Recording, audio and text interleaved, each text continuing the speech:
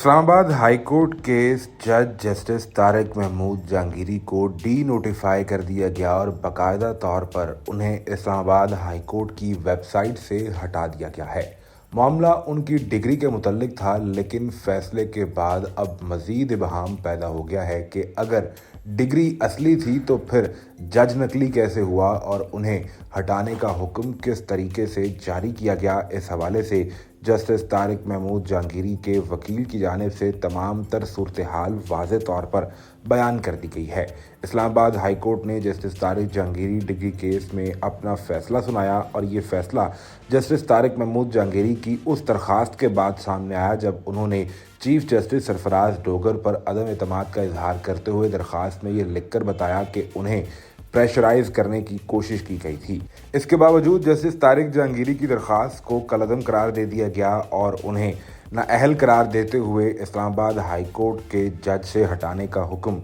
जारी कर दिया गया। इस हुक्म पर फौरी तौर पर अमल तो किया गया, लेकिन इस पर अब मुख्तलिफ लोग अपनी राय का इजहार कर रहे हैं। फवाद चौधरी ने कहा कि इस फैसले के बाद अब जज एक दूसरे को फारिग करेंगे। हमने एक नया माइलस्टोन अचीव कर लिया है। मारूफ कोर्ट रिपोर्टर साकिब बशीर ने लिखा कि जस्टिस तारिक जहांगीरी को ओहदे से हटाने के फैसले के बाद अब हाई कोर्ट्स भी बगैर दूसरे फरीक को सुने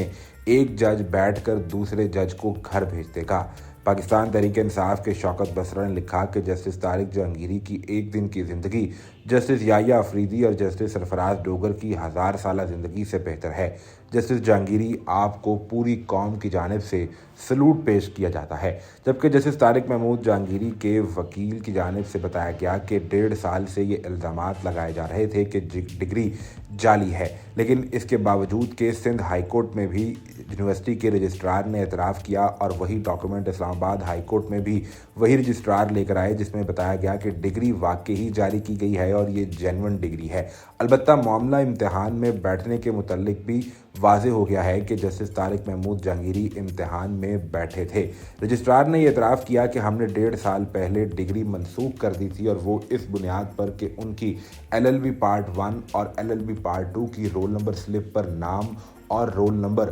मुख्तलिफ हैं। यानी एक साल की रोल नंबर स्लिप पर नाम तारिक जहांगीरी लिखा है, जबकि दूसरे साल की रोल नंबर स्लिप पर नाम तारिक महमूद लिखा है। इस हवाले से जस्टिस तारिक महमूद जहांगीरी पर ये इल्ज़ाम इस 1.5 साल के दौरान लगता रहा कि 1988 में नकल करने के इल्ज़ाम पर उन पर इम्तिहान देने पर पाबंदी लगी, जबकि अगले साल वो अपना नाम बदल कर दोबारा इम्तिहान में बैठे और इस्लामिया लॉ कॉलेज की जानिब से उन्होंने ये इम्तिहानात दिए थे, जिसके बाद उनके रोल नंबर स्लिप पर मुख्तलिफ नामों को बुनियाद बनाकर उनकी डिग्री को जाली करार दिया गया है।